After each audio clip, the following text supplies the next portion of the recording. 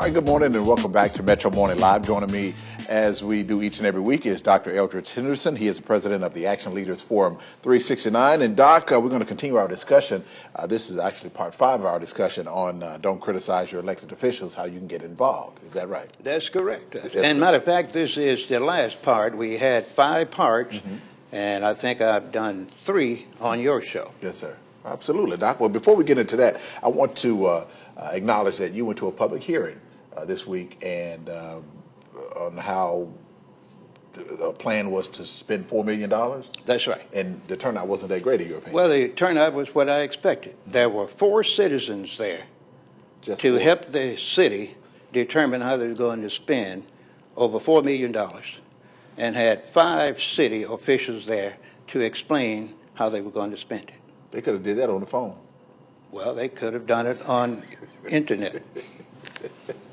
Wow. And then the citizen job is to listen and then send in comments on one piece of paper as to how the money should be spent. Was there any good ideas?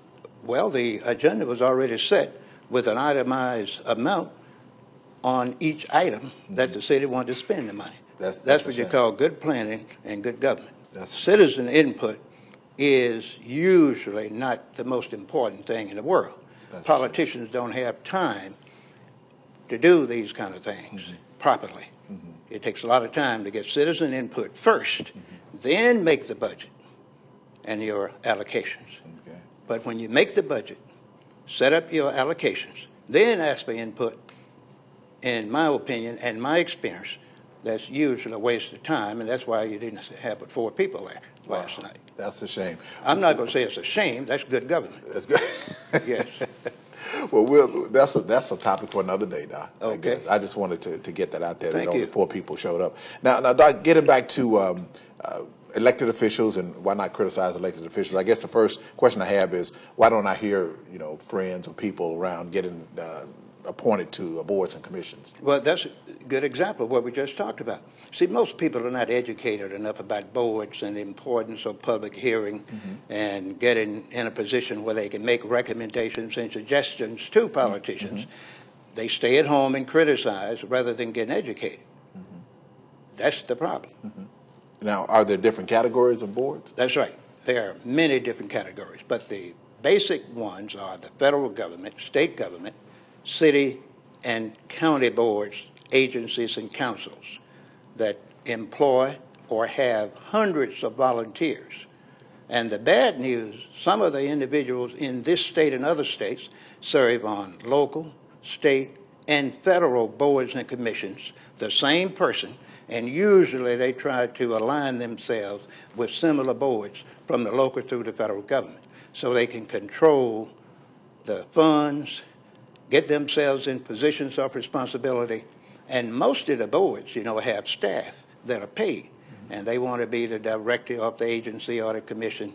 Many times they don't get a salary, but they get paid by the meetings, $500 or $600 plus expenses, hotel fees, and all. That's what they do, and that's why only a few people determine how the money is spent. Now, is this a good idea for an average citizen to be appointed to these boards? It is. It is, if the person is qualified and want to do this as something for the future. To give you an example, if you are in a position where you are tired of working at your current job and you have a little time, you can volunteer for some of these agencies on a local level, get into positions, you get on the state board, and then try to get in and get a great opportunity on a federal commission. And that can lead to a job because I told you about all these federal appointments that's available. And the state has a lot of appointments. You might do well in a state commission and look around, the governor will appoint you to a board and pay you $175,000 Is that a year. right? That's right. Do you have to fill out applications for this? Or No, it's usual recommendation. We call it Good Board Network.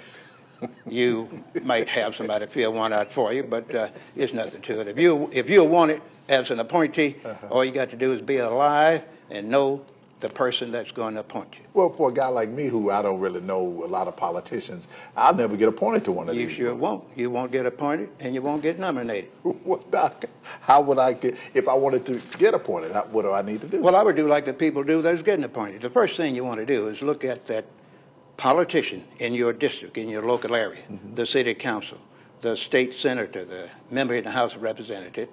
Get to know those folks. Make an interest statement as to what you want to do to help them. See, you want to help them.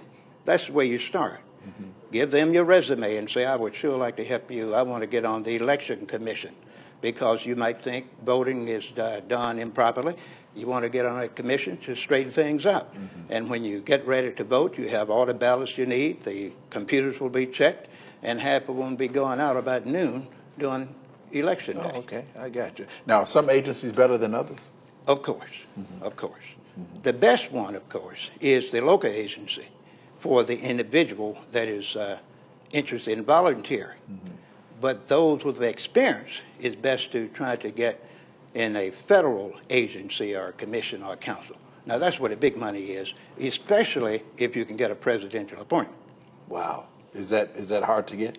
Very hard to get, but it takes a lot of work prematurely. You have to start working free, volunteering free, and then when you start working with a presidential candidate, in order to get a good position, you have to be able to travel throughout the state. But if you don't have enough sense to, I would say smarts, to make them guarantee that they are going to give you a presidential appointment, you shouldn't do it. A lot of people I know currently are running this state, running this county and city, all over the place, representing themselves as a candidate advocate for a certain presidential candidate. Yes, sir. Now, you are the president of the Action Leaders Forum 369. What is your group doing this month to help the citizens of Mississippi? Well, we have decided to provide them an opportunity to get some of that $500 billion that's available for citizens that have businesses, nonprofit organizations, we call them 501c3 organizations. We are going to teach them how to start 2 businesses, how to get it incorporated in 5 days, and teach them how to write their own grants so they can get some of that $500 billion. Some of the big organizations, this state and other states, are doing this every day, getting all that money. And I told you before, then the people that's afraid to get the money think they're going to go to jail if they get it, because they don't know any better. They wait and then get a job working with the big companies that get the money.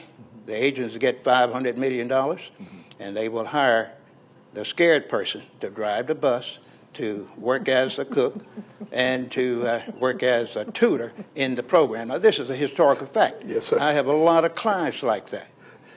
I'm afraid to get his money. I might go to jail. But you let an application pop out for somebody to drive around and recruit. Yes, sir. Well, Doc, now this grant writing workshop that you're having is set for June 18th at the East Center in That's right, in Jackson. right here in Jackson. Yes, It's sir. 1230 Raymond Road, Jackson, Mississippi. It's going to be from 10 a.m. to 12 noon. That's a Saturday. And all the good folks that want to learn something, because they're going to get excellent training now. Excellent. We have 3 trainers up in there, and they have, I think, about 30 years of experience Yes, sir. total. They Yes, are sir. ready to rock. Now, is there a charge to this workshop? Well, we have it. I don't call it a charge, but it's a $39 donation. We don't want to call it a charge, but we want them to donate. A love offering. We could call it that. If I had a church, that's exactly what I would call it.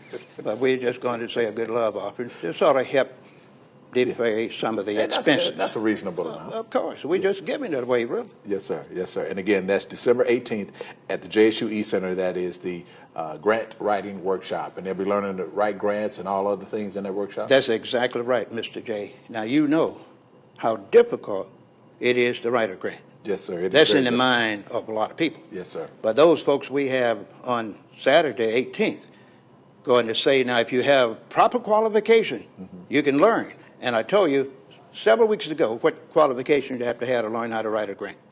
A good, strong third-grade education. Yes, sir. So I don't want the people to be afraid. They can learn it because we're going to go step by step There are 8 steps, starting with the introduction. And we're going to teach them how to do the goals and objectives, put the budget together, how to itemize that budget, how to do the cost setup and frameworks. Yes, sir. And add the taxes, expenses, how to get vans, where they can get them free by going to the churches and doing in-kind contributions and memorandum of understanding. Yes, sir. Just great, great things can be learned if one is not afraid. And since we have it on a Saturday, there shouldn't be any excuses. We ought to have at least 300 people up in there. Yes, sir. All right. Well, we look forward to that workshop, Doc. And again, if you would like to see more of Dr. Henderson, he has a program on the PEG channel, and that's every Wednesday and Friday, right? That's right. Wednesdays at 6 p.m. on the PEG network and 5 p.m. on Fridays. Okay. All right, Doc. Well, I appreciate it, and you'll join us back again next week, right? Next week. All right. That's Thank right. you so much. That's Dr. Eldridge Henderson. Hey, stay with us on Metro Morning Live after the break.